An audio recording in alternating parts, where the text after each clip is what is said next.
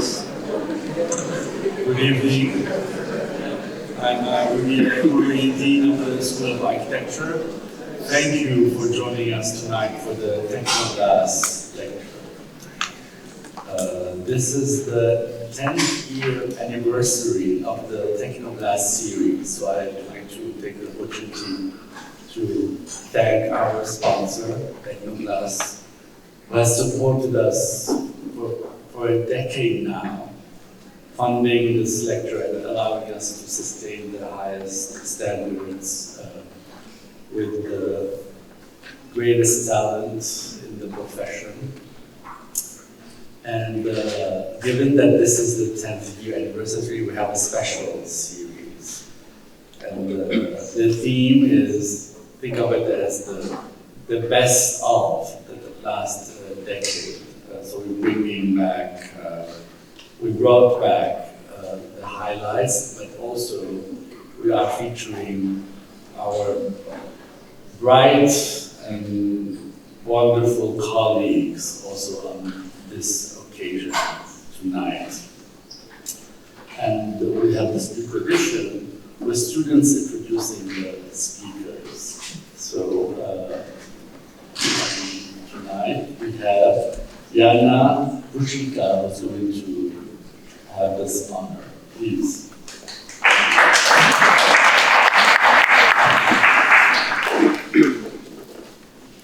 Good evening, everyone. My name is Jana Bushika, and I'm a graduate student here at the University of Miami School of Architecture. Welcome to the fourth Tecnoglass lecture of the spring 2026 semester. Tonight's lecture is part of Mixtape, this semester's Tecnoglass lecture series organized by Dean Rodolfo L. Carie. This series has invited us to revisit voices from the last decade and to reflect on how architectural practice evolved across time, how ideas endure, how methods transform, and how architects continue to respond to a world in constant change. Tonight, that conversation continues as we welcome back two figures whose work has long contributed to the architectural culture of Miami and beyond.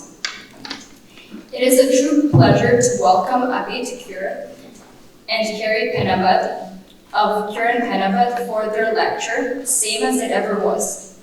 Based in Miami and founded in 2001, their firm has developed a body of work that brings together architecture and urban design as a single, deeply thoughtful investigation. One that joins poetry and practicality, history and invention, place and form. Their practice has consistently asked how architecture can remain grounded in context while still opening new possibilities for a life of the city. Their work has received wide recognition over the years. CÚRE Penabad has received over 30 AIA awards, along with state and local preservation awards, and the firm was also a finalist at the Marcus Prize, received recognition at the Miami Biennale, and received the prestigious Emerging Voices Award from the Architectural League of New York, an award given to practices in North America with a distinct design voice and a significant body of realized work. Beyond practice, ADIB and Carie have also made lasting contributions to architectural education and discourse. Their work as practitioners, educators, and cultural voices have helped shape important conversations around design, urbanism, and the role of architecture within civic life. That broader engagement makes their presence here tonight especially meaningful, not only because of the excellence of their ability, but also because they represent a form of practice that is rigorous, reflective, and deeply rooted in cultural life of the city. Please join me in warmly welcoming ADIB and Carie. Thank you.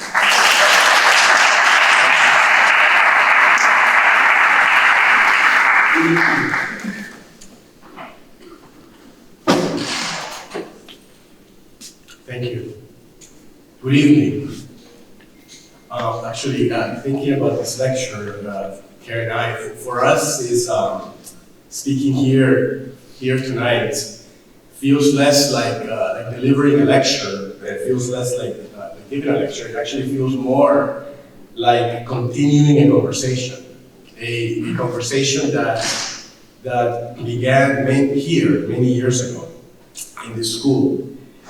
You see, in many ways, the ideas that we will speak about tonight began here. They began behind the yellow frames and the blue doors that we all know very well and we love very much. It began when we were students, sitting in the same studios that many of you are sitting in these days, trying to understand, like you, what architecture might mean and what architecture is all about. So for Carie and I, tonight is a very special and meaningful moment because this is the place that shaped us in profound ways. We first arrived here as students, and later we had the privilege of returning as teachers. And over the years, many of the people who once guided us as professors have become our colleagues, and many of them lifelong, dear friends. Their influence continues to accompany us, sometimes visibly, sometimes quietly, but always present in the background of our thinking. And some of them, many of them actually, are here tonight. Their lessons, sometimes delivered in words, sometimes simply through example, remain part of how we think, remain part of how we work. And for that, we are deeply grateful. We are also very grateful to Dean Rodolphe and Carie for inviting us to participate in this Spring 2026 mixtape lecture series. Fantastic name, by the way, Rodolphe, we love it. It is especially meaningful for us because many of you may not know this, may not be aware of this, but Rodolphe was also once our teacher. In fact, after completing our undergraduate studies here at the School of Architecture at U of M, Carie and I both continued our education at the Harvard Graduate School of Design, where we had the privilege of meeting and studying with Rodolphe. And while we were there, by the way, we also had the great fortune of meeting and studying with the formidable Rodolfo Machado and Jorge Silvetti. Now, along the way, among the many lessons we learned during those years between the UM School of Architecture and the GSB was the understanding of architecture as a cultural practice, one that exists within a larger conversation involving history, theory, representation, and the city itself. And it reminds us of how architectural lessons are transmitted across generations, through conversations in studios, through shared drawings, and through the ideas that quietly persist within and beyond the walls of academia. You see, we believe that it is through this very sometimes slow transmission of ideas that schools themselves begin to develop a character. And perhaps this is why, when we were students here, the historian Vincent Scully referred to what was happening here at the University of Miami School of Architecture as the School of Miami. He sensed perhaps that something distinctive was taking shape here. Not necessarily a style only, but a shared attitude toward the city. A way of understanding architecture as something inseparable from the life of the city. From the poetry of place, from streets, from materials, and from the accumulated intelligence of buildings that have stood long enough to become part of everyday life. It was also, in those days, but we're still today, an environment where drawing mattered, and where the careful observation of the city and architecture was considered one of the most important tools available to an architect. It was also during those days that, those same years actually, that we were studying architects such as Aldo Rossi and Robert Venturi, whose writings, in both cases, helped many architects of our generation see the city differently. Rossi, the Italian, reminded architects that cities possess a deep and persistent memory. And in this book, this important book, The Architecture of the City, which, by the way, was many of the desks and student desks and studios during those days, he argued that certain building types and urban forms endure over time, becoming part of the collective structure of the city itself. Venturi, on the other hand, offered another lesson, perhaps a complementary lesson, that the everyday environment, the ordinary buildings, the streets and signs of the contemporary city contains its own richness and intelligence. And for students like us, at that moment, these ideas were truly transformative because they reconnected architecture with the real city, with its history, with its contradictions, and with its accumulated wisdom. In fact, preparing for this and looking back now, it seems to us that architecture, after all, is always working in two directions at once. It inherits a long traditions of forms, materials, and urban patterns, and yet it must respond to the realities of its own moment.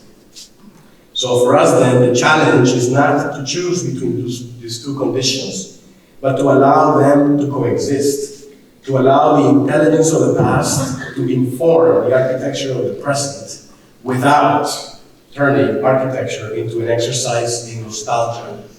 And perhaps it was through experiences like this that we began to understand architecture less as the invention of entirely new forms and more as a careful continuation of a much longer conversation. Of course, we understand that this position inevitably raises a question for architecture today. If we look carefully at the past and learn from the intelligence embedded in cities, where does invention occur? So for us, this invention rarely emerges from the rejection of what already exists. More often, actually, it emerges from a deeper engagement with it. From the patient study of architecture as it is built, architecture as it is inhabited, architecture as it is experienced. And for us, these ideas were further explored, actually, during another formative experience for both Carie and I during the times when we were students here at the School of Architecture, actually during the time we spent in the Rome program in Italy. As students there in Rome, much of the learning took place not only in the studio, in the Palazzo Pio at that moment, but in the streets and buildings of the city itself, through drawing, walking, and careful observation. Experiences like the one in Rome reinforced an idea that has stayed with us ever since, and that is that architecture is best understood not only through theory, but through the patient study of cities and buildings in situ. In fact, Rome taught us another lesson, which is that it also revealed that is something very special, and that is that architecture is not invented in a moment, but rather formed slowly through time. At the same time, more or less, back at Miami or back in South Florida, we were studying places much closer to home. We were studying places such as Key West. Key West, of course, the emblematic wood city, became one of the first places where the vernacular revealed itself to us, not as something picturesque, which it could be, or nostalgic, perhaps also, but as something deeply intelligent, a kind of analog intelligence. The architecture there in the West stands at a crossroads between the Caribbean and the American Northeast. The wooden houses that you know, the porch, the elevated structures, the relationship between house and block, the garden, the proximity of the sea, that beautiful, eternal, ever-present sea. All of these elements form a coherent architectural language that responds to climate, materials, habit, and culture. And what also fascinated us in these buildings in Key West was their extraordinary economy. Those forms that seem to be slowly distilled through time. So it was in Key West actually that we began to understand the vernacular as something that often exists outside the written record, something embedded instead in the habits, materials, and collective knowledge of place. And it was also during those times, those years, that Carie and I edited a small student publication, a modest publication, composed of drawings mostly, documenting the architecture of that town. We called it Mile Zero. It was less a formal publication, modest student publication. It was mostly a kind of record of observation, a way of looking carefully at the ordinary buildings of Key West in the spirit of what Vincent Scully had earlier described as the School of Miami. Again, what interested us in places like Key West was not simply their charm or historical character. What interested us was the intelligence embedded in those buildings. But vernacular architecture alone is not enough. We learned that as well. Because although the vernacular contains an extraordinary practical wisdom, architecture also requires discipline. It has to be a capacity to order space, proportion, construction with clarity and with intention. So in our work, we have tried to allow these two forms of intelligence to meet: the accumulated knowledge of vernacular building traditions and the deliberate order that architecture as a discipline can bring to them.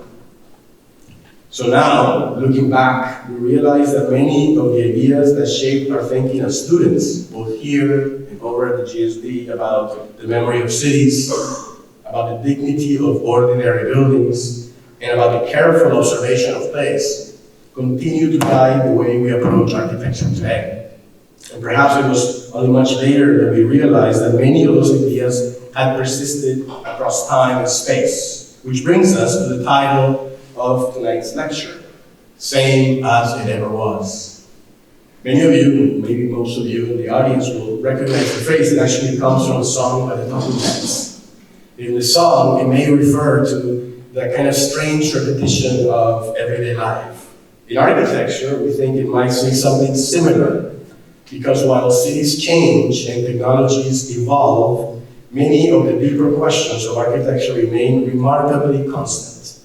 How does a building belong to its place? How does architecture participate in the life of the city? How does one build so that architecture appears both inevitable and enduring, rooted in its place and capable of outlasting the moment in which it was made? These questions remain persistent in our thoughts and in our work. So the projects that we will show you here tonight are, and that Carie will present in depth, are the culmination of collaborations with an absolutely extraordinary group of individuals: designers, interns, employees, engineers, artists, craftsmen who met along the way, and clients, important clients, which allow the work of architecture to come to reality.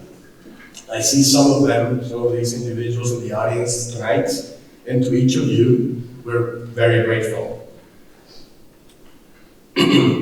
Now, many of the projects that we will present to you this evening are guided by a process that we call distillation, which is an act that seeks to reduce the work of architecture to its most fundamental aspects, to characteristics that have the capacity to endure and to respond to the fundamentals of place and culture. And as in the process of making wine, distillation extracts the essential characteristics, resulting in an outcome that could not be further reduced without being compromised.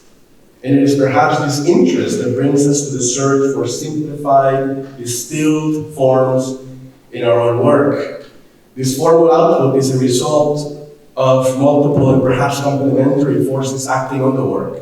It often results in the development of an architecture of restraint, where the range of materials and compositional moves are limited to a few carefully selected elements. And also, in a way, very much so, the work also is centered on the timeless building of cities. And it displays a commitment to the production of a whole that is always more than the sum of the parts. Tectonically, our work, and the work that we do at the office, consistently develops an architecture of wall, often searching for an illusion of thickness where none exists, and drawing upon the traditions of the region, both Miami and Latin America, where most of the work takes place. Where the wall, and not the skeletal frame, perhaps is viewed as the primary means of architectural and structural expression. So, seen in its totality, the work emerges from an understanding of architectural tradition, interpreted in its broadest and most holistic sense. It emerges from the notion that the discipline of architecture has a language and a grammar of form making, and that a contemporary practice can participate in a broader lineage or a connection to the origins of a distant past without the feeling of anxiety or nostalgia. Hand it over to Carie Penabad to continue the work.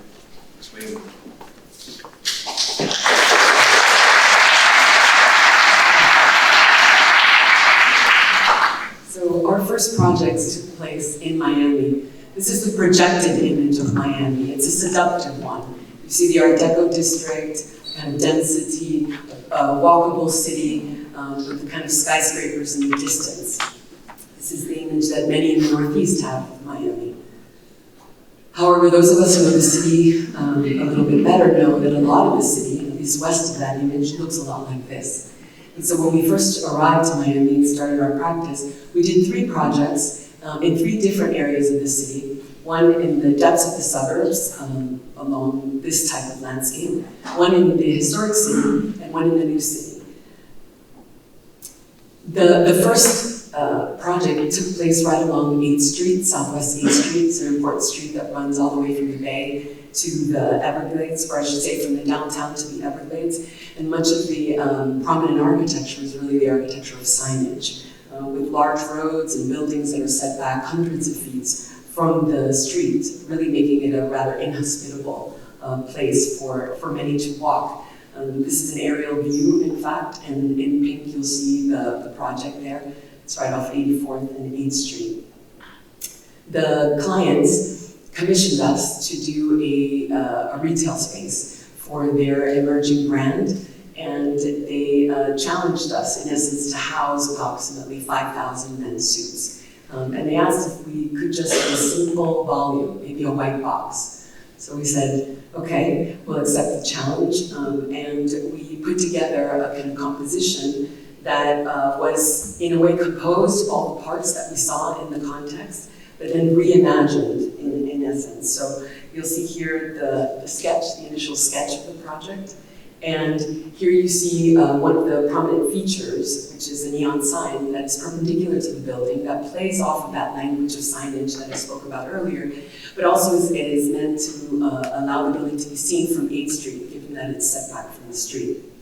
The section reveals 2 important things for us. This is a world that is essentially where the 8'6" ceiling, the kind of like artificially lit dark interiors and endless parking lots that front the streets are typical. So what we wanted to do was 2 rather simple things, was to reverse the position of the building relative to the parking, setting the building along the street, reversing the parking at the rear. But more importantly, we wanted to introduce a new scale of interior, a double height volume that could be lit from above, so that it could be in sharp contrast to that kind of strip mall architecture that surrounds it. This is the front of the building, a sort of diptych of the front and the rear. Once again, there's very few elements that are composed. The front elevation has the kind of single entry with the signage, and it's depressed to create a shadow at the entry. And the rear composes all of the elements of that kind of vernacular landscape, the downspouts, the casement windows, even the kind of eyebrows that you see. Even the asphalt, in fact, which we took as an opportunity initially to use it as a painted surface. So trying to take those common elements but recompose them in more extraordinary ways.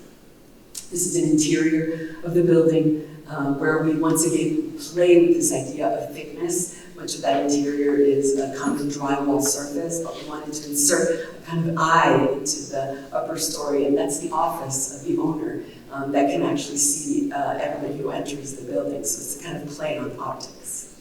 Here's the building in the evening. Where you see it against that vernacular context, sort of kind of white mute volume and the kind of neon sign that you see as you whiz by on Southwest 8th Street.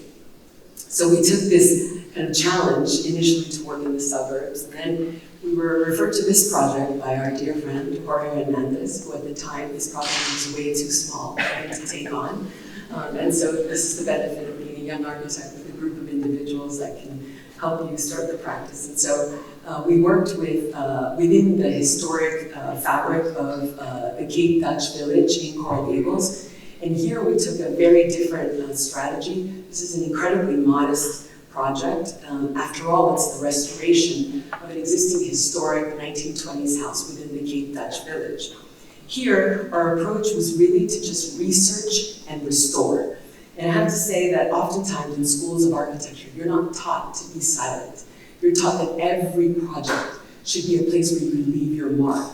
But what we learned, especially in a city like Miami, where historic architecture is diminishing at rapid rates, especially with the kind of explosion of development, is that while the city grows, and we are actually an advocate for the growth of the city, we should also preserve the fabric that keeps us tied to our own history and tells us our stories. So what we wanted to do here was just research and bring the house back to life. We did that with some extraordinary clients, restored the interiors, and brought the house back to its original state. This last project, which occurred almost simultaneously, took place in the new city, which at the time was the design district, just when the design district was beginning to emerge. This first drawing that we're showing you really just was an attempt for us to map the public spaces in the city of Miami. And as you can imagine, Miami has, as compared to other cities like New York or Boston, a relatively small amount of public space assigned per inhabitant. And so when charged with the idea of doing this project in the design district, we were dwelling upon the idea of public space in a city like ours. The initial brief asked us to just design a kiosk on the corner of this lot that was inhabited by the last stand of boats that crossed through the design district. So it's a kind of vestige of a historic landscape which had nearly disappeared. And so the framing of the oak trees became the impetus for the project.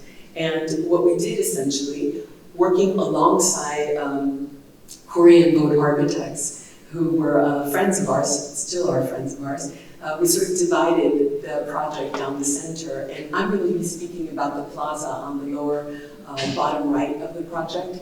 What we did is essentially insert a very thin liner building, an L building, that will allow us to provide frontages to this new public open space. In that space, we framed those roughly 100-year-old oak trees and set on a carpet of thick oolitic limestone. And this was important to us because we felt that the public realm should be a place where we invest in not only longevity, but materiality, where one can congregate, and where these spaces could withstand the test of time. This, of course, is a rock that links us also to our geology, and so this was particularly important to us. The facades of the building played on the idea of display that was emerging in a place like the design district. But it also came from our travels throughout the globe with many of our colleagues in this room, and of course with Teofilo Victoria, who was the director of a program which took us really all around the world. And it was in the tropical world that we learned about the surfaces, the tiled surfaces of buildings, and how buildings that were tiled had a chance to not only be resplendent in color, but could withstand the test of time. So the tile acted as a kind of mural, the scale of the outdoor room, and the lighting was embedded within the wall surface. And this was also important to us because many times we were noticing that these kind of semi-public or public spaces in Miami were typically overlit and oftentimes lit like parking lots and not dimly lit like the kinds of spaces that you enjoy when you're basically in maybe a historic city where you almost have a kind of candlelight effect. So the light was embedded also within the wall and produced an effect like this one. This was soon after the project was completed, and it became a very active site in the district. We're eternally grateful to Craig Robbins and DACRA for giving us the opportunity to have developed this project. But what we didn't realize was how fragile public space is when it's developed on private property. So this property was actually owned by a DACRA, and when the development pressures emerged, this particular project was demolished. It was replaced by the Hermes store. For those of you who go to the design district, you'll see the Hermes store, which we actually like. But what we realized is that we need to take a stronger position in the city as to the development of the public realm. Because if we rely solely on the development of the public realm on private land becomes very, very fragile. The only thing that remained from our initial intervention was an infill building, which is the Tiffany building in the design district, which was recently wrapped in this fabulous wrap mural by Damien Hirst, which I think is no longer there. So this is kind of the ephemeral characteristics of the design district.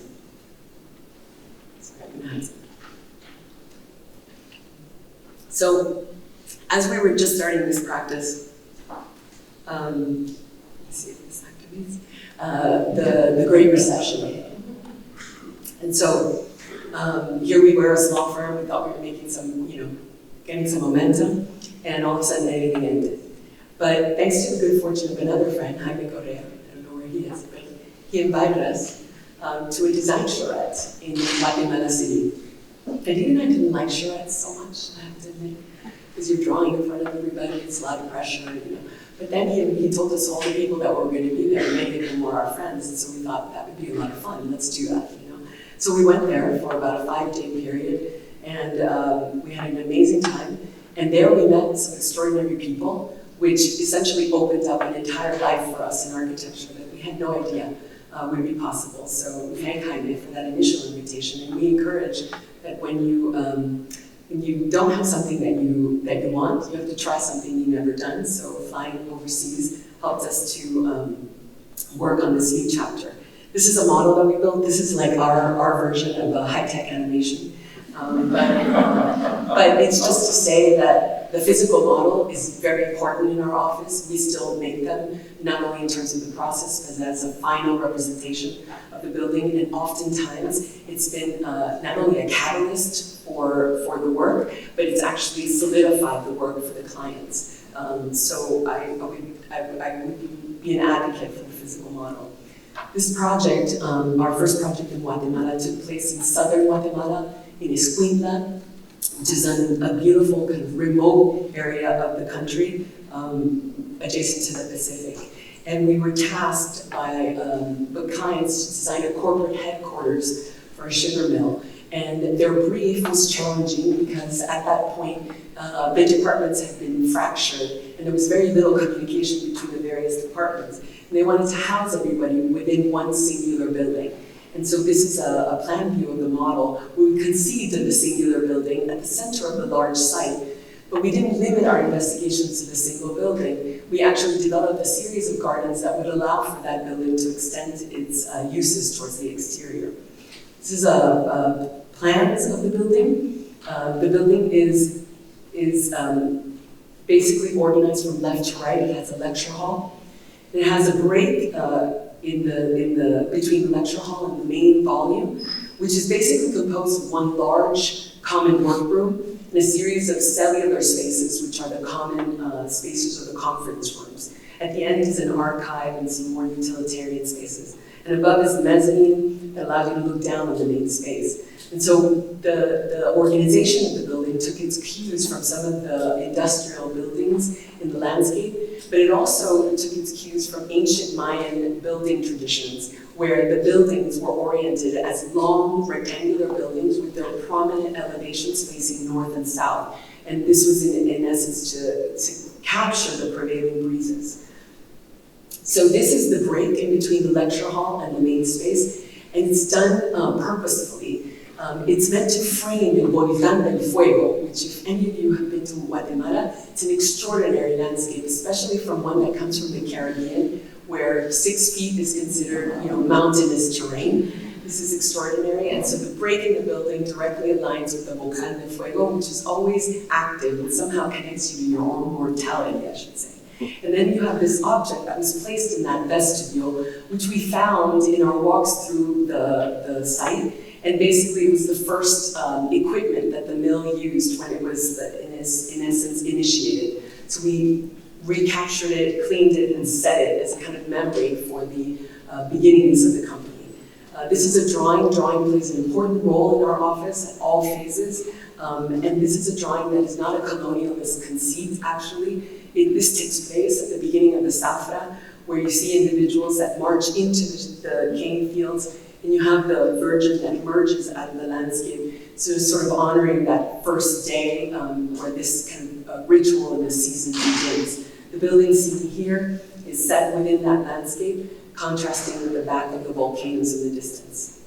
This is a section of the building, which is pretty self-explanatory. There's a kind of crescendo to the main volume, which is where the main workspace is situated. This was the building photographed before anybody moved in, but it was a very interesting building to work on. This is something that we're dealing with our students right now in the studio, where this is a hybrid building. So it's a building that is actively cooled, that had to also be able to be opened up to the breezes. We worked alongside Arab to develop a strategy that would allow us to conceive of the interior as an exterior, which is what needs to happen when we start to think about opening up our buildings, which is something that is difficult in places like Miami, but in Latin America it's still a possibility, and I think it's something that we can learn from.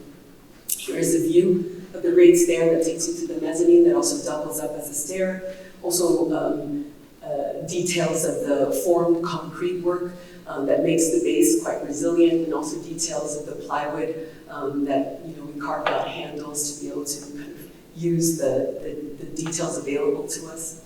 This is a shot that depicts the three aspects of the building: the concrete base, this kind of intermediate stuccoed kind of wall, and then finally a metal roof that rises. This drawing was produced alongside the clients in a way, and it's a triptych that frames the view of the volcanoes. And those openings are a perfect square that again frame this kind of timeless landscape. So the activities of the building will change and will alter and will be moved around, while the constancy of that view to the landscape remains. There's another building with another kind of pronounced, almost nose-like space that gives you another view to the volcano. And finally, this kind of panorama view where you can see the multiple volcanoes that are able to be seen from the site. This acts as an outdoor cafeteria that is used daily. And finally, the building is set against the landscape, which shouldn't surprise us, but it always does because it looks exactly like the model. But that doesn't always happen, but in this case it did. And so we're grateful to these clients for giving us the opportunity to do this. While we were in and out of Guatemala to produce the building that I just showed you, we had to go through a lot of rural neighborhoods in southern Guatemala, which is a very poor area of the country, but where our clients were actually helping to build a rural school. As parents, and as architects, and as academics, we believe that education is one way to build a bridge out of poverty. And so we worked with a local not-for-profit to determine if there was a way that we could help contribute to the school. And what you'll see in this area is that it's a low-lying area, it's very, very humid, it's kind of almost monsoon rains. And so we were working within a relatively inhospitable condition and within very, very limited means. So this is a site plan of the existing school. The existing school is on the upper right, and we were charged to design a prototype for the school that in essence creates an L around the perimeter of the site, because at the center there's a pretty large stand of trees that we wanted to protect. And so this is an initial view. We were thinking about the prototype as a kind of individual module that could be amassed to create multiple buildings and even on multiple sites. But the module began with the size of the classroom. They had asked us to conceive of a classroom that could be used for 15 students. And so we came up with the optimal size for that room, and then thought about the ways in which that room could be composed, basically, from a singular building to a very long structure with a covered loggia, in fact. So you see that played out in these diagrams. This could be considered the emblematic drawing of this building in the sense that you have a singular structure, which is entirely un-air conditioned. So the walls are developed with a series of screens that vary, depend on the level of privacy needed in the interiors. But what is most prominent is the large roof, which originally was actually supported on columns, but because of an economy of means was bracketed back to the building and heavily kind of exaggerated so that the exterior spaces could double up as classroom spaces if needed. You can also see that the building is elevated from the ground, but in essence that roof ends with the gutter around the perimeter of the building, which is a lesson we learned actually from our travels in Japan. That roofs really don't end at the eave, they end at the ground. And so this is a model that we produced, and this is actually the building soon after it was inhabited. That kind of elevated concrete plane, this kind of screened exterior wall, and the variety of screens that were used, again, depending upon the uses that were behind the individual spaces, and the children that could now utilize the building both by day and by night. This is one of my favorite photographs of this particular building, only because that small boy who's perched on that concrete ledge isn't old enough to go to school in this building, but his older brothers go to school here. But when we spoke to him, he came with them every day because he enjoyed being in the kind of shade of the porch. He liked listening to the classrooms. And so what brought me joy about this image was that architecture can be dignified even within an economy of means. And you can improve the lives of individuals through both small and large interventions. And in this particular case, and maybe in small ways, we as architects could promote education, at least in here in southern Guatemala, to allow children like this young boy to sit in the shade and learn and project and dream. This is the final image of that project, taken again soon after the school opened. So after completing these projects, our firm, the work of the firm seemed to take a turn and focus more on housing, which is the majority of what I will show you now. And this first project was an incredibly interesting one for us because it's the only project that we were able to produce or have been able to produce in brick. We typically work in concrete, but this was begun before the pandemic, and construction began during the pandemic when there was a severe shortage of concrete and steel. And so it opened up the opportunity of us developing the building in brick. And so this drawing entitled Brick City was looking at a variety of facade options for what I will show you now, which is essentially a development that took place in a more suburban site in Guatemala City. But despite the constraints of the urban environment, we had two desires, I would say. One was that we were tasked to create, or we thought about how we could create a sense of community in a space that was rather detached. And so rather than dispersing the green space all over the lot, we decided to congregate the space at the center, large enough that it would be a space that those that lived in the surrounding houses would gather. We also asked that they place a small public building at the end of that community, sort of a community center, so to speak, at the end of the building to offer a semi-public space that those that lived in the community could visit.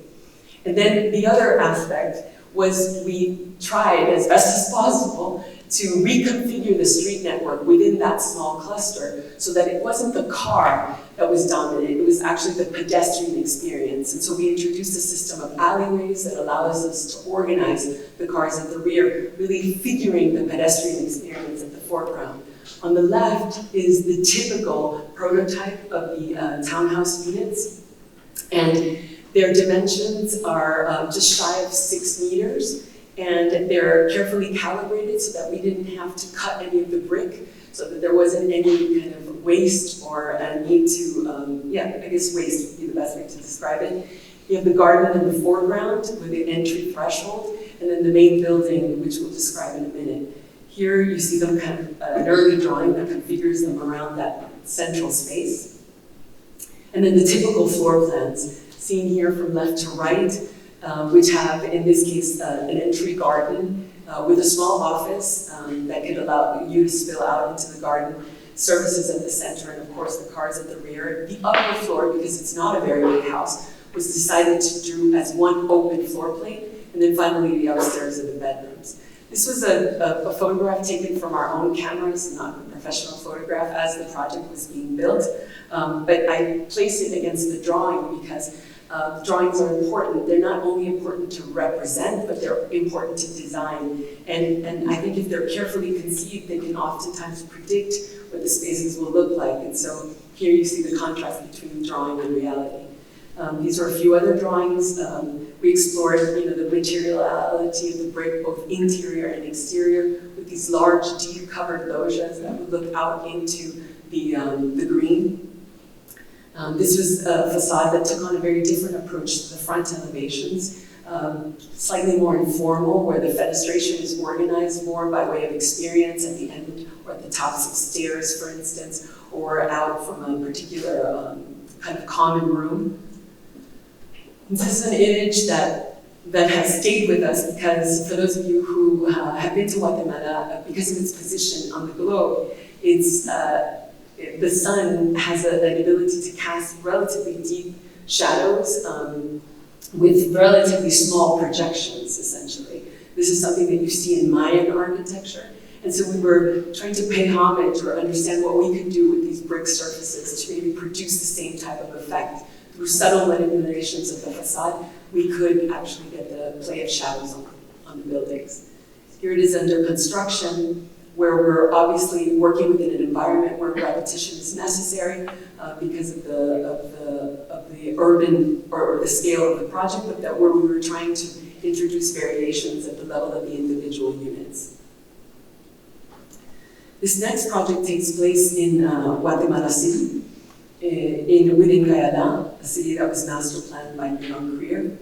And it is a combination of 4 buildings that create this urban ensemble, seen here, basically. So in this particular instance, the buildings, you could argue, the building is the block, and the ensemble creates 4 buildings with a cross axis at the middle, all of which is pedestrian-oriented, with a small kind of plaza at the center, which is not only organized geographically at the center of the plan, but also at the place where one comes up from the subterranean parking lot below.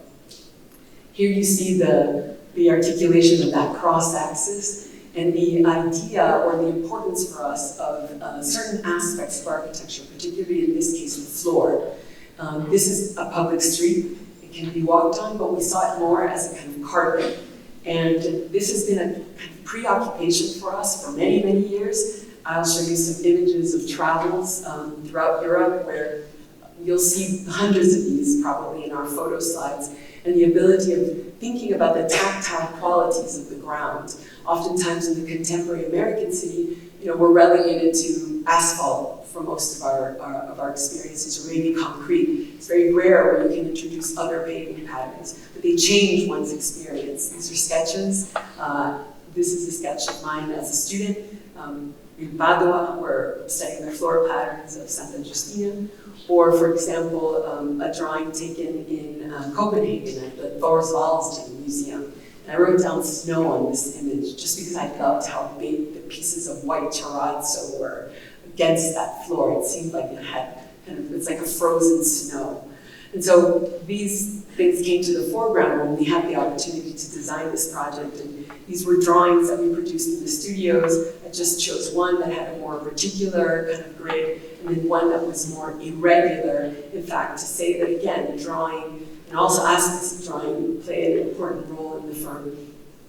And these sketches eventually played out. These are photographs taken recently. The project was completed, where the surfaces, of course, do meet the utilitarian demands of connecting people across the project, but more importantly, I think, create a kind of urban carpet where people are actually meant to dwell.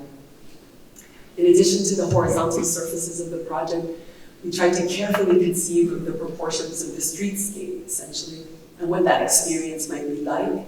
And so with a restrained palette of elements, we created a kind of composition that had a hammered concrete base with very large openings for the retail, and then above it a series of floors which are occupied by offices on the second level, and on the upper floors there are apartments. And so through subtle changes in either balconies, like in this case, which are precast balconies, later railing that gets lighter as you move through the top, or maybe the weaving of the lines, the horizontal to the vertical, we can play with the shadows that I was speaking to you about in the previous project.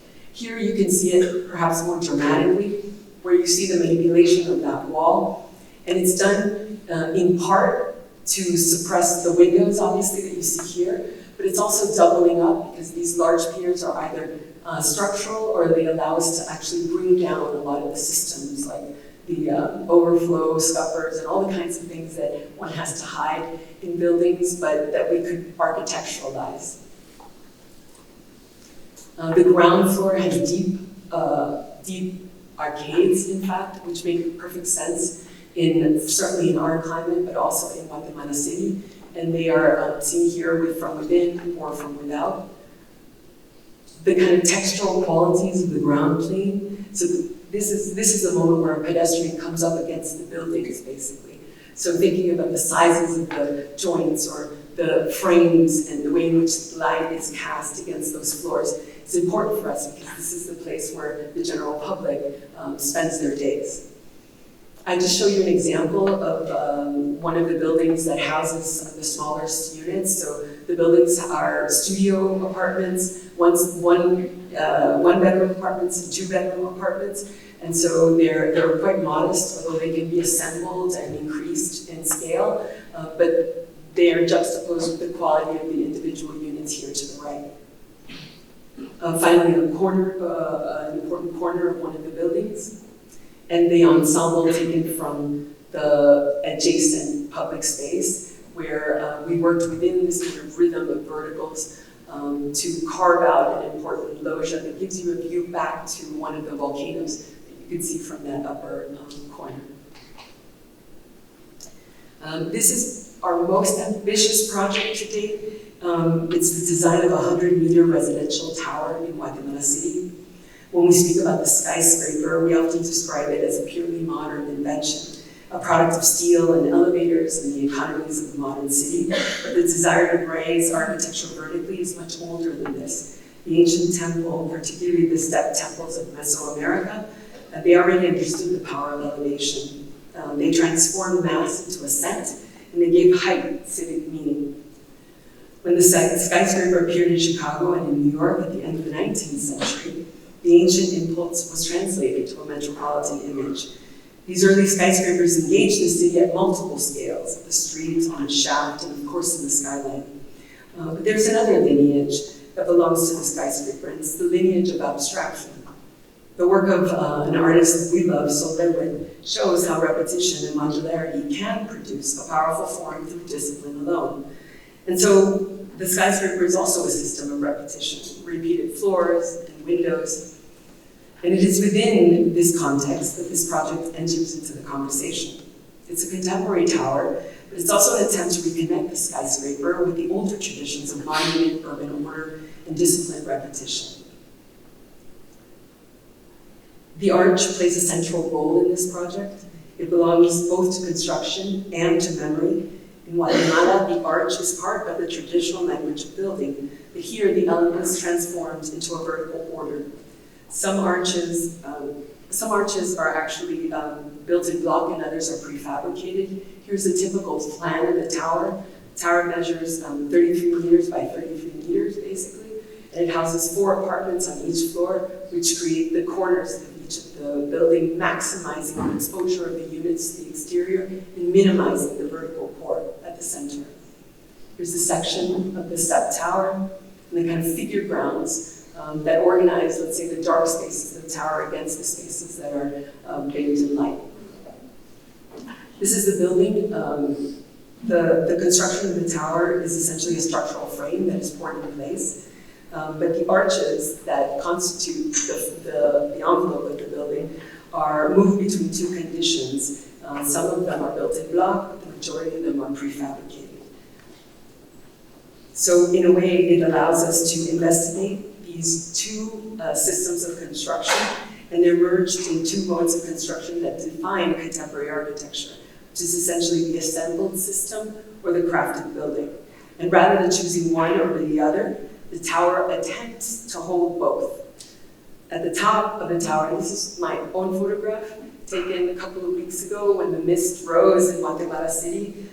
This project will be completed at the end of the year, but we wanted to be able to show it. The crown changes its register once again. addressing the skyline and the metropolitan city, and just as the early skyscrapers understood, the tower wants to terminate with intention. So the crown gives the building its final gesture. So returning to Miami, and in an effort to kind of bring this kind of closure to the presentation, I inserted this because two things happened. The pandemic, of course, happened, and this kind of launched a focus on housing in Guatemala City. And interestingly enough, it did the same in Miami. At the same time, I launched a podcast entitled On City. There's about 60 episodes. You can get them on Apple iTunes or Spotify. This is like a shameless plug. But there's some people in the room that were interviewed. But it allowed us to move out into our communities, to talk to the people that oftentimes we admire and we can learn from. But simultaneously, we also turned a lot of our work in the studios towards housing, because we drove around a city like Miami during the pandemic, and we realized that there was more to be done within the housing sector, and how could we contribute? And so we ran studios, both here and at Yale University, where we focused on the subject of housing. And as many of you know, because you're familiar with Miami, of course, Miami's housing typically occurs at two extremes. It's either the detached single-family house, or it's the high-rise tower. There's very little in between. And these next projects, which I will move through quickly, attempt to address that intermediate scale, which is, at least for us, has been very difficult to achieve in Miami. The first was in Liberty City, basically, where we were hired, and I don't know whether Laura's in the room, but we were hired by Laura and Jessica to do a study for an infill lot, 50 by 100 foot infill lot along Martin Luther Drive, for the design of a housing for the Ladies of Hope Ministries. They're a not-for-profit organization that basically provides temporary housing for formerly incarcerated women. And by chance, Miami has the highest rates of Black and Latina incarceration, and so it became an ideal place for them to develop a project. And so this project is in Liberty City, and we always go out, we look at the context, what can we learn from it? And ironically, much of the fabric in Liberty City looks like this, which maybe on an aerial drone, you might think actually is conducive to community because it has a court in the center, but actually it tends to isolate because the public stair allows you to pass in front of those windows, and generally people don't come to the center of the projects. And so we tried to learn from that environment, see if we could propose a new type for Hope House. This is the side elevation of the building. This is the ground floor where, once again, we look to put a micro retail space at the front, tucking the parking at the rear. And that micro retail is part of the economic model for the building, because the women who live in the building are also asked to work. And so it's a way to further integrate them back into society. This is a plan which I'll just dwell on for a moment, because what we did is we used the courtyard housing type, but we inverted the relationship between the circulation and the units, essentially. By making the circulation turn towards the inside, we allowed for all the units to have access and views towards the courtyard, basically. And in a way, we created these three clusters, 2 units towards the street, 2 towards the court, and 2 towards the rear, with the desire that none of the units were less desirable, so to speak. Here's an elevation. This is a view of the rear, and we oftentimes name our drawings. So this is angels in the architecture, and there's a Renaissance angels, which are borrowed or stolen, however you want to take it, and place it to the drawing. Here are drawings of the building, and that building never happened. Neither did this next project, but I show it because if at first you don't succeed, try again. And if you are lucky enough to get to keep trying with the developer, then sometimes you can make things happen. So we were hired by Ashley Abbas and Matthew Vanderwerth to look at a project in Little River. And this one was interesting for different reasons, but it shared certain similarities insofar as we were commissioned to try to develop half of a city block located at a very interesting moment in the city, which transitions between the residential fabric, which is 2 stories here to the south, and then the industrial fabric of the neighborhoods. The first thing we did is we mapped the mature trees on the site and tried to see whether or not we could develop what we regarded as a tropical urbanism, essentially. Something that could break down into a series of masses that could help us transition between the larger scales of the industrial buildings and the smaller housing adjacent. And so we developed this kind of patchwork between building and core. This is a model that was built of the project, where you see, again, those interconnected volumes, creating a series of cladded outdoor rooms that would highlight, of course, the existing landscape, but would provide spaces for informal gatherings, not only for those in the building, but obviously for those in the community. This is a rendered version of what one of those spaces would have looked like. And finally, a kind of scrolled out view. This is a drawing that was directly influenced by Grant Wood, extraordinary drawings of Grant Wood, the American landscape, where he folds out his drawings and shows multiple views from one perspective. And so this drawing imagines what that experience along that street might look like, kind of encouraging the possibility of thinking of a building scape and a landscape that could be emblematic of this place. So that one didn't happen either. But we just recently completed 2 projects with Laura Weinstein. And it's been a sweet story for us because she was a student of ours many years ago, who started here, then went to Columbia, and then has returned as a young female developer in the city. And we've been able to work on these 2 projects with her. This is a project in Little Havana on Northwest 7th Street, just 1 block from Ball and Chain. Many of you frequent this place. And we had the opportunity to not only work with extraordinary clients, but with actually local artists like Daniel Fila, which painted one of these murals on the surface of the building, La Ventanita. So it's pretty simple what we set out to do. In essence, this is what most of Northwest 7th Street looks like.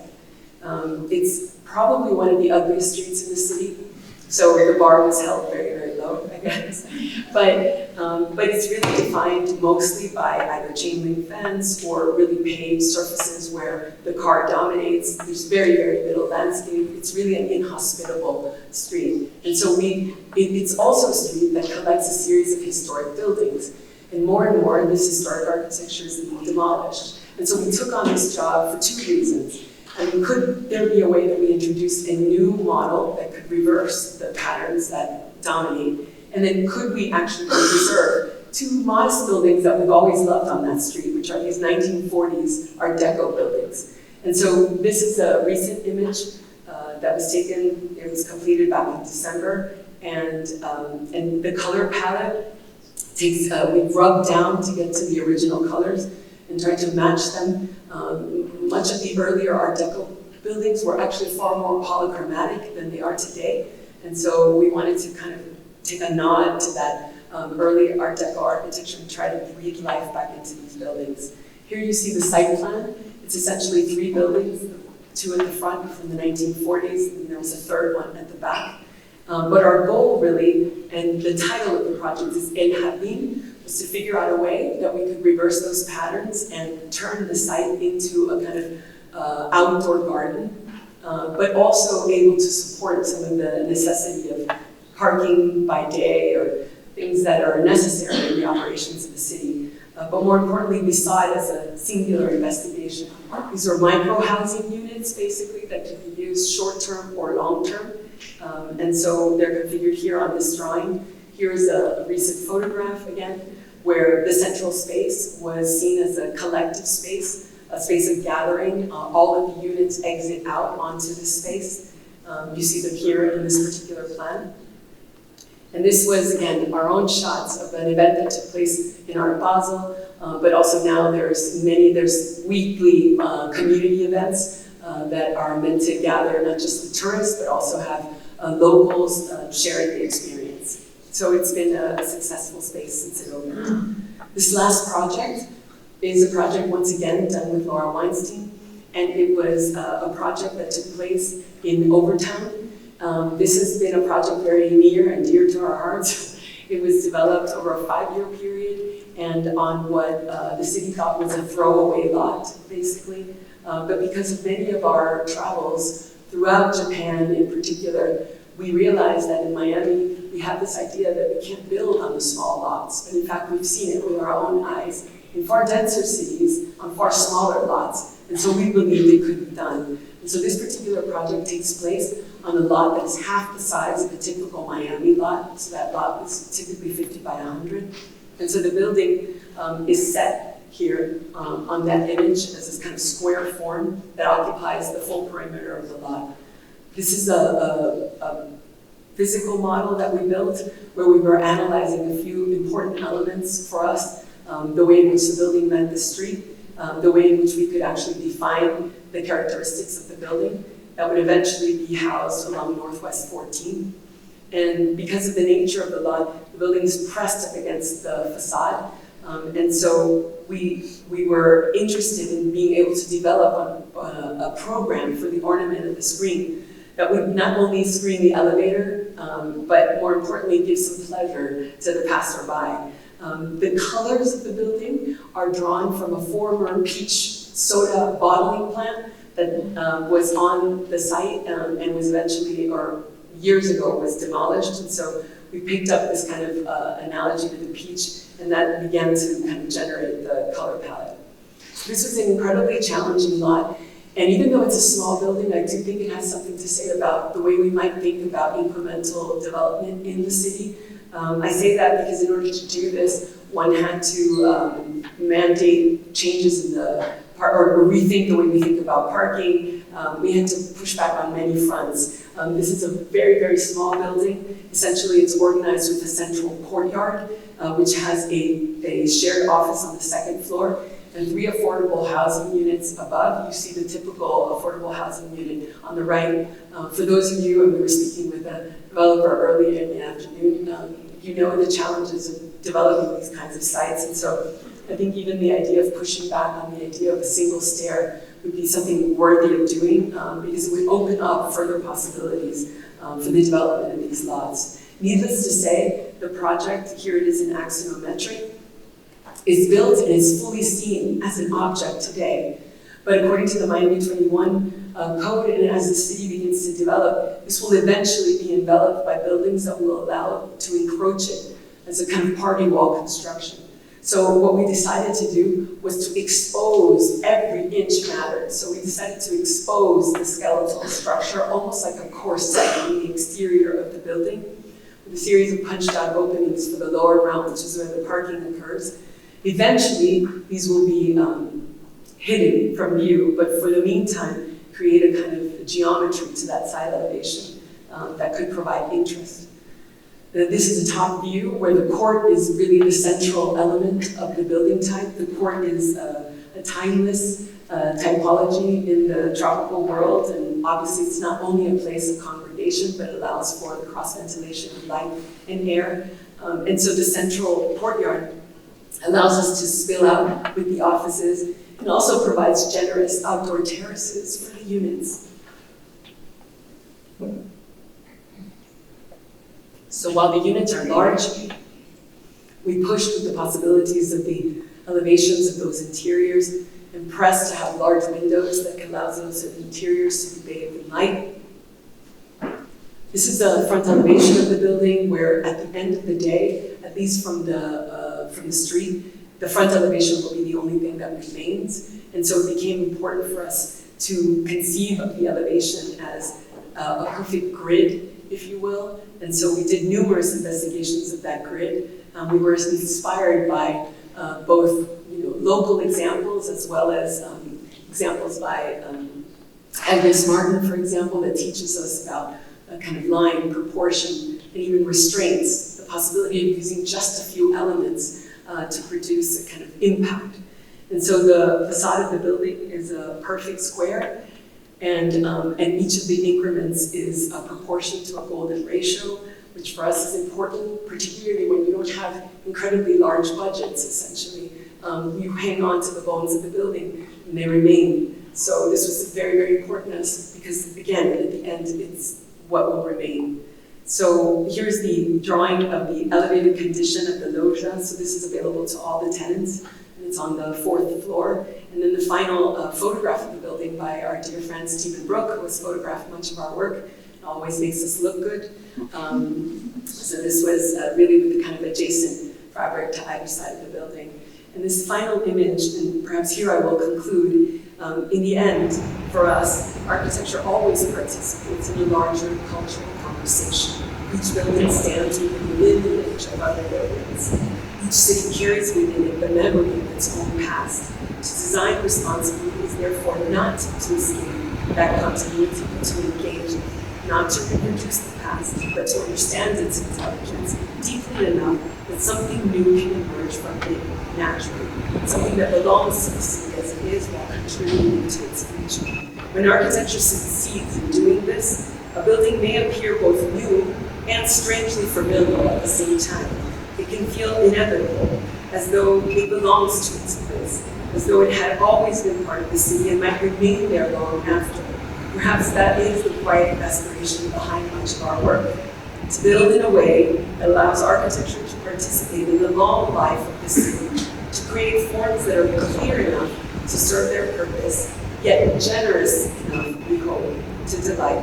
And if architecture achieves that balance, even modestly, it may eventually begin to feel less of an interruption in time and more like a continuation of it. And perhaps that is what the title of tonight's lecture is trying to suggest. Because in architecture, when something truly belongs to its place and to its time, it begins to feel, quite simply, same as it ever was. Thank you.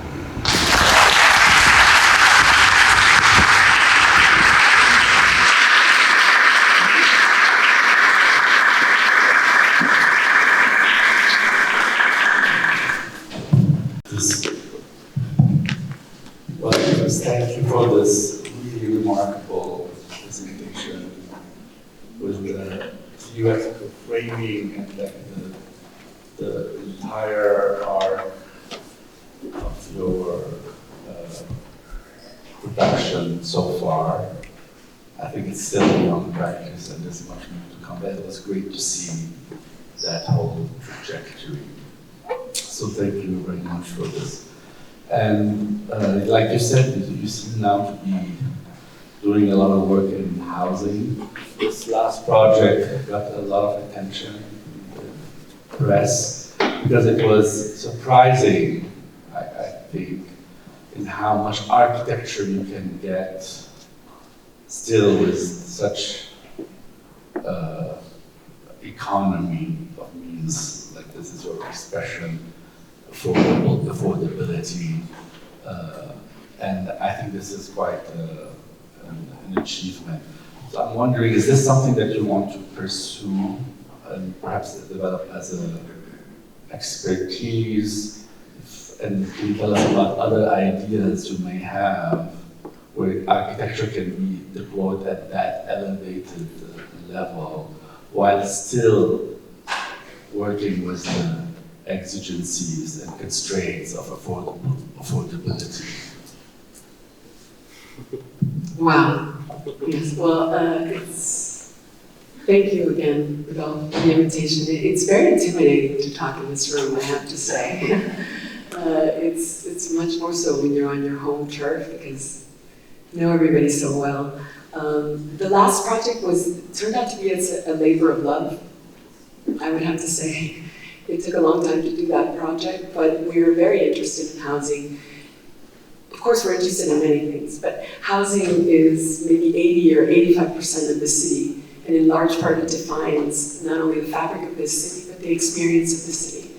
And so I think the challenge of the Peach Project was to think how perhaps a design office, because we felt that the affordable housing sector in Miami seems to be sort of dominated by larger scale developers, and rightly so because they amass parcels of land and they build much larger structures. But we believe that there's room for much more.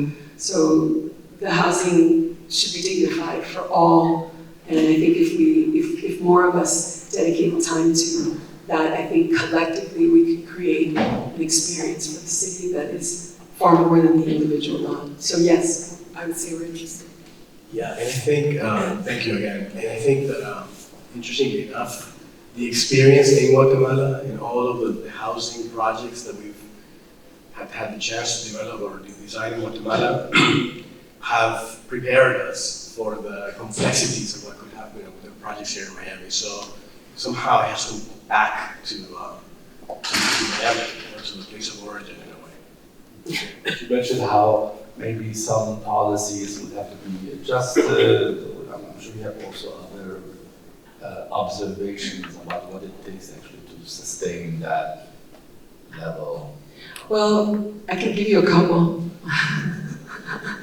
I don't know if it's the sexiest thing to talk about, but it is important because we're designers. That's what we are. But there's a lot of frameworks that are in place that one needs to sometimes push back against to be able to get the results that one wants. So in the case of the Peach Project, we have to rethink the way we think parking in the city. You can't think about parking on the individual lot. In the case of the Peach Project, you have to think about parking at the level of the block. And that was critical because without that, we would have been required to have put 12 parking spots on that lot, and therefore that building would have never existed. So I think that's something that we really need to think about. The second thing I would say is we also have to think about building codes. The amount of service spaces that you have to insert into these tiny buildings is also illogical when you only have, a 50-foot floor plate. So that seems archaic. We also have to expedite permit processes. I mean, our firm could do that. We almost did it as pro bono, quite frankly, just so we could prove that something like that could get done on that small lot. But a project like that can take 5 years. It's not sustainable. And then finally, I think our creative energies have to be poured towards things that are possible. We have yellow windows. That's pretty, we think yellow windows is very common, right? Because we're at the School of Architecture. But actually, I think to get custom colored windows in an affordable housing project, that took a lot of negotiations, basically. But why do we have to just accept that there's only white or bronze or gray? Why can't we think about, and then even the screens in the ground? We were able to work with young fabricators that were willing to put in the extra time, so building our networks so that we can work with young studios that are willing to kind of not fall into just the generic solutions, but are willing to engage in things beyond, I think is also important. Well, I think this is important on so many levels. As you know, in the last decade, the school has really focused on climate adaptation as the big challenge. I'm not saying that's over because that's still with us, but I think increasingly we are now paying attention to affordable housing. I think that's going to be our next decade of concentrated effort. So now you are at the vanguard of this next way, well poised to actually make important contributions in that space. Now, a couple of other observations before I turn to the audience. The drawings, you mentioned the drawings on several occasions. You said that they have different purposes sometimes. I really appreciated the ones which are so precise that actually account for every break, that actually force you to make decisions on that level of detail. It's through the drawings that you have to really figure out everything. But there are other kinds of drawings that are not descriptive. They are not about the process of discovery, but they are more like a parallel commentary and more like an art practice almost on the side. Can you tell us a bit more about these drawings and what purpose do they fulfill, or do they have actually a purpose in terms of in relation to the architectural project? Yes. In short, I don't know, it probably should be ADIB that says this, but ADIB is going to go to art school. But his mother says you can't study art. You have to study architecture. You have to study a profession. And he saw the drawings of Kazif. I saw Maria. I don't know if she's still here. Where are you, Maria?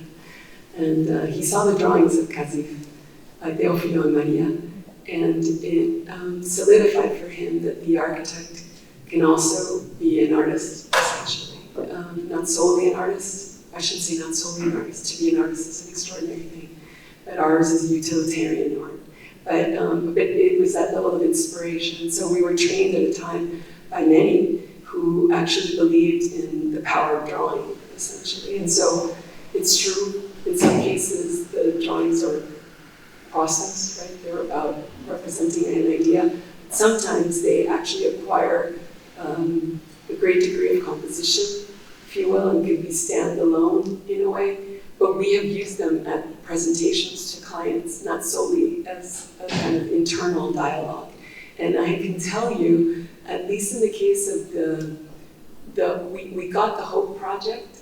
So we were called, I'll just share anecdotally, the power of drawing, because the drawing imagines something before it exists. Essentially, you have to move mountains as an architect. So before you have a physical building, you have a drawing, or maybe you have a model. So when we met with Laura and Jessica for the first time, for the opportunity to try to do that Hope House project, that never happened, we produced a series of drawings, many of the drawings that you saw. And the client was moved to tears, and she hired us on the spot, basically, right? Well, or she continued the project on the spot. So the drawing was a way for us to conceive of the project, but it also showed a level of investment where the client was able to be moved enough to continue a project. So is it important? Yes. Is it an independent artistic practice? At least I would say it's not an independent artistic practice. I would say it's integral to the way we think and represent. I think you presented a very convincing argument. I buy it. It's a rhetorical basically tool that throws in, that enlists people in believing in the project because of the storytelling, maybe. Yeah, there is some of that. Yeah, but I would add that internally, though, it's also a way for us to get to know the place, to investigate the place, a particular place, maybe in less obvious ways. Like, for example, like the temperament of a city or a town, right? Like the rain, the sky, the ground, the landscape. That's all there. At least we try to engage it that way. So the drawing it becomes a kind of investigation for us internally to try to understand a particular place from both an architectural, maybe environmental, climatic, but also even a cultural point of view. So it does have that kind of, let's say, role in the way that we think about the projects along the way.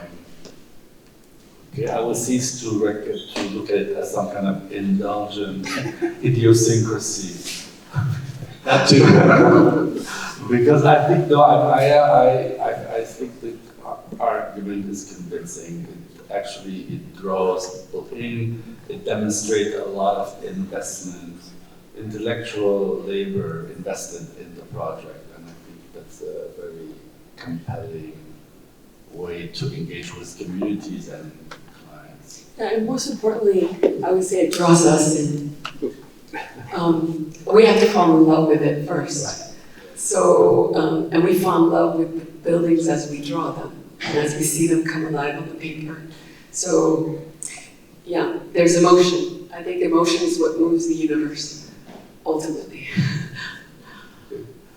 Some questions?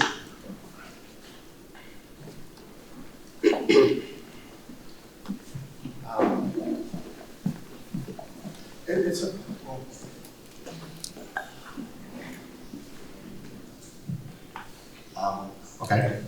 I mean, fantastic work. I want to go home and work. Every time I see good work, I just want to go home and work. Anyways, about your last project, which I think, it's in Miami, a city that I know well, specifically, the zoning requirements. I think about Hugh Ferris and sort of his drawings about the zoning and all of those gestures, which I think we all know. There were some gestures in the Guatemala thing towards the volcano, and in the Miami one, I didn't see much of that. Anyways, those kinds of zoning things that, constraints that maybe we want to record formally in the building, they're not, well, at least I don't see them there. Is that something that you think about, and how do you deal with that? Because it seems like your projects are like objects, and I'm sure they fit perfectly within the zoning. I just wonder how you deal with those things, when, I don't know, a pitch roof might give you like additional space or something like that.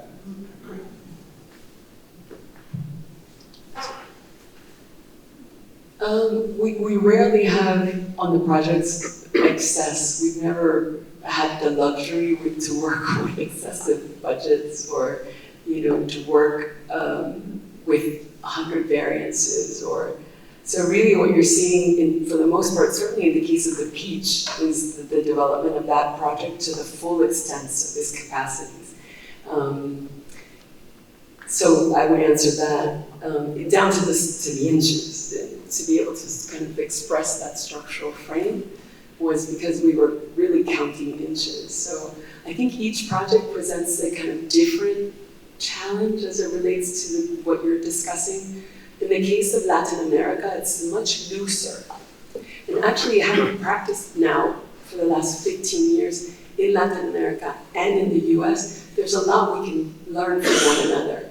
In the sense that sometimes the zoning codes or the fire codes in Latin America are, let's say, looser than they are in the United States. But at the same time, there's a level of flexibility on the ground, a possibility of working with craftsmen, a kind of still a pervasive kind of sense of common sense that sometimes in the US we've lost a bit of sight.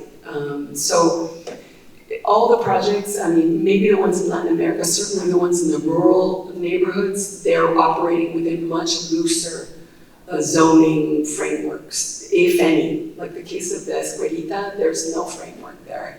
But in the case of all of the US-based work, we're working usually to the full extent of what the zoning allows us. So it depends, but I would say that there is something the Latin American experience has taught us to also push back a bit on the American experience and also see other ways of working in the US and vice versa as it relates to what you're describing.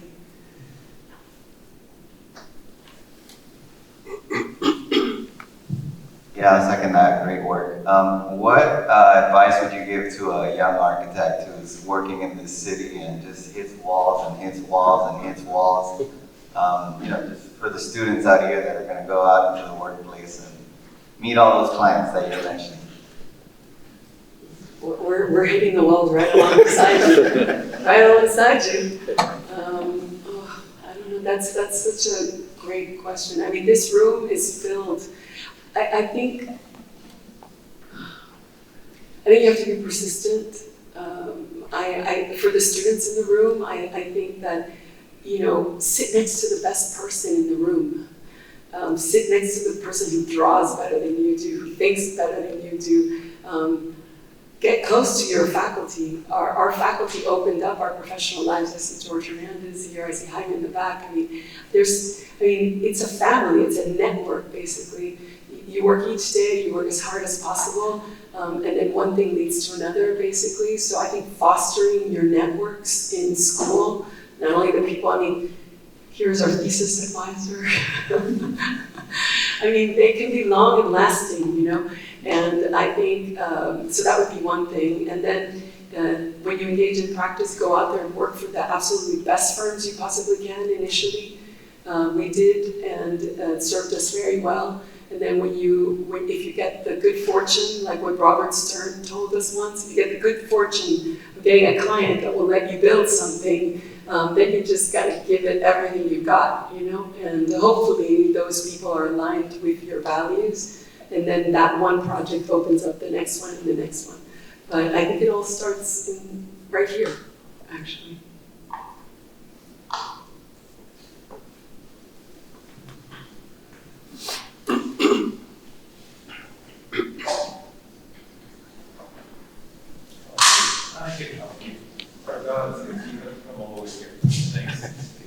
Hi, so Adeem asked me not to ask any weird questions, so I won't. But I wanted to thank you for the homecoming, first and foremost.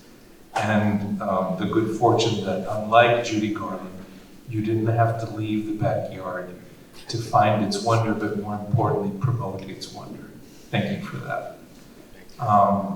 So I've always been very interested in your interest in the vernacular, as you know. And I think your Instagram site, Vernacularology, is exceptional. But tonight I saw kind of I heard two things going on, and I had never seen them before from you guys, and I'd love to just talk about them. So let me see if I can articulate them well enough that we can talk about them.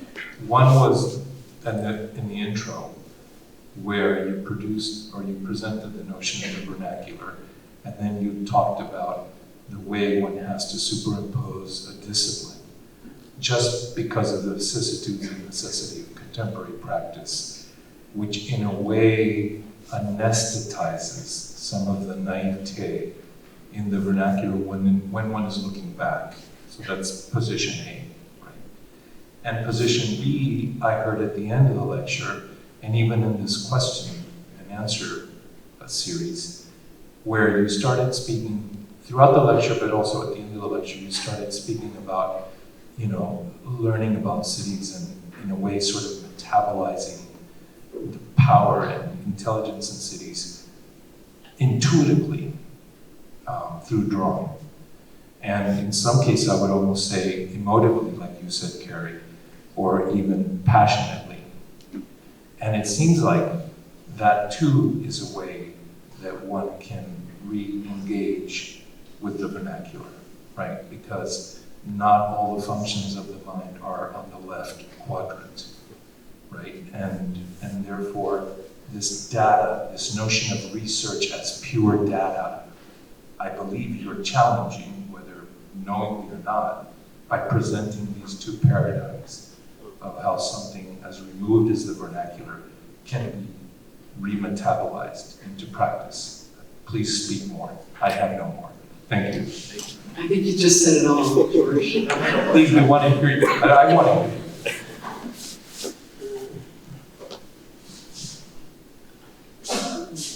I feel like it was almost like a summary. I don't know much more that could be added, other than, I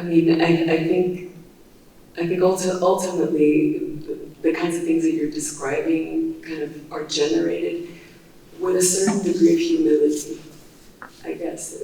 What we learned early on was to look at the world with an open mind, basically, and to try not to come to a problem with a kind of preconceived idea.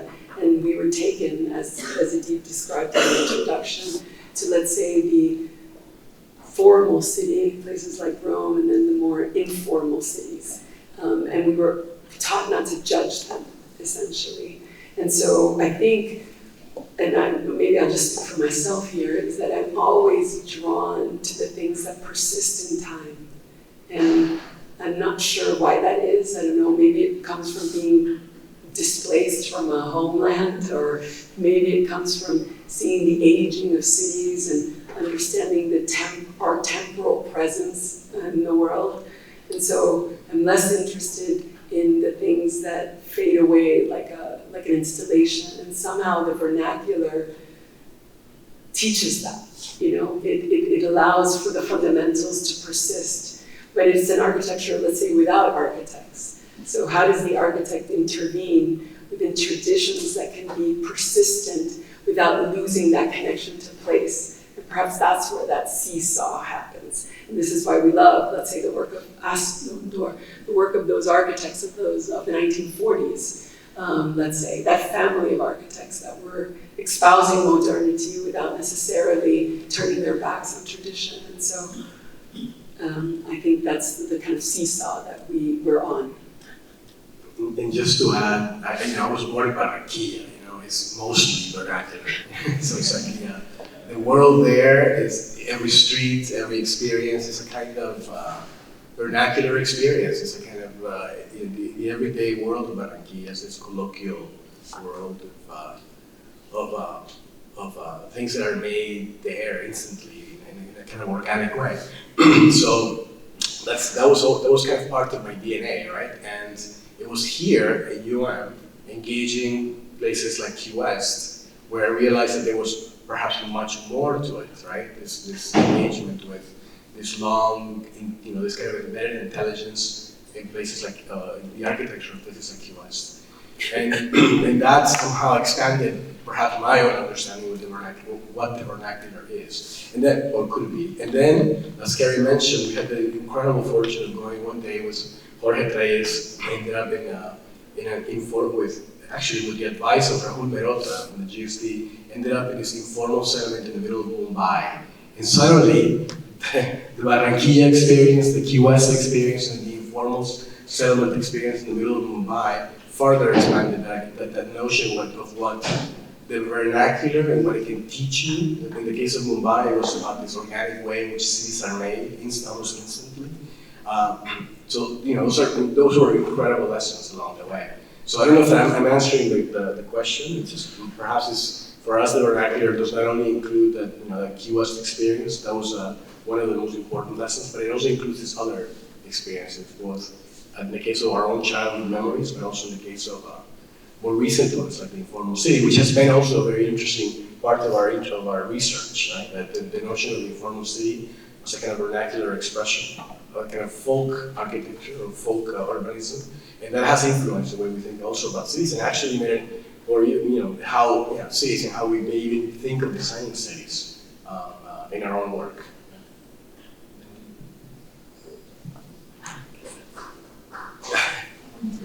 In the area, I think. Yeah, let's go. One more. Last question. Last question. Great lecture, Eddie and Carie, thank you for that. I wanted to ask you a question on the Peach project. Can you expand on the affordable housing model that was used in the project, as we're doing with the UM School of Architecture and with Pratt Institute a studio on Overtown, and we're trying to investigate types of housing models that could be implemented there. And so getting some insights on how that was done in the Peach project would help a lot. Yeah. Are you saying how it was done kind of in terms of the structures that allowed it to come to be, or? In terms of the model, like how did it operate? What was, I guess these were units that were sold? Yeah, okay, I understand. So the building is owned by the developer, and she will have the affordable housing units for, I forget how many decades, she'll offer them as affordable housing units. But essentially, this was made possible through a collaboration with the City of Miami, as you saw here in the front, also with funding from the CRA. The land was also granted at a reduced rate. So there are a lot of financial structures that permit for a lot like that to be developed. So, I mean, from an architectural standpoint, it's the kind of mixed use that you saw with the small shop and the office and the 3 housing units, but from a financial standpoint, it involved acquiring the land at a far reduced rate, and then also developing the financial structures for the lending that would allow for that project to come to fruition. But as it stands, the building is owned by Laura Weinstein, by the developer. But I guess what the question was getting at, and I was also inviting you to comment on this, is this notion that for such project to succeed, the architects must be savvy at negotiating all of these, all the legal, the financial framework, all of this I think is part of the design project, right? Yes. Yeah, I mean, I think that's an interesting observation, because the developer is an architect. Well, And therefore, and then also she's working with architects that are interested. sorry, but it also, your point is important because it has to do with, in this case, a very close relationship with the developer in the entire way. From the very beginning, from the inception of the project, all the way through to the very end, to now actually, right? So it's not, you come in at one point and you design it and you go. No, it's actually a conversation that takes place throughout the entire 5 years. So we get to know each other very well, right? Phone calls at night and weekends and so on. So it requires that level of engagement and that level of passion for the project, both from the point of view of the designer and from the point of view of the developer, the owner, the client, and everything. So yeah, so that's a very big important part of this equation, let's say. That kind of alchemy that makes these things happen, So it does have that kind of that dimension, I guess. Great. Well, thank you.